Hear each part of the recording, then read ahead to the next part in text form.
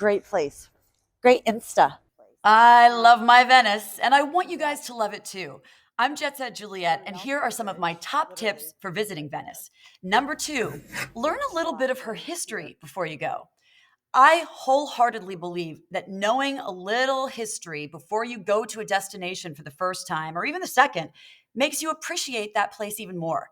So, Venice was first settled in the 5th century. Those are the fundaments of the oldest part of Torcello.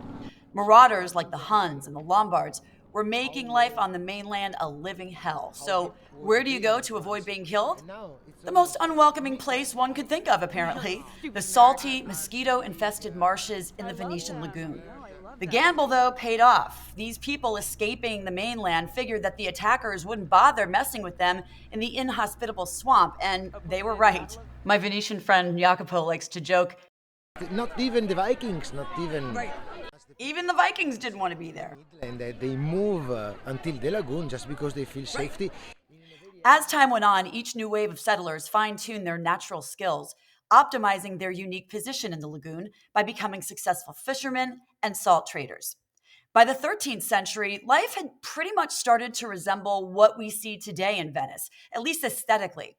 More and more people had moved in, not only because of the safety that it offered out there in the forbidding lagoon, but also because of the increasingly obvious trading opportunities.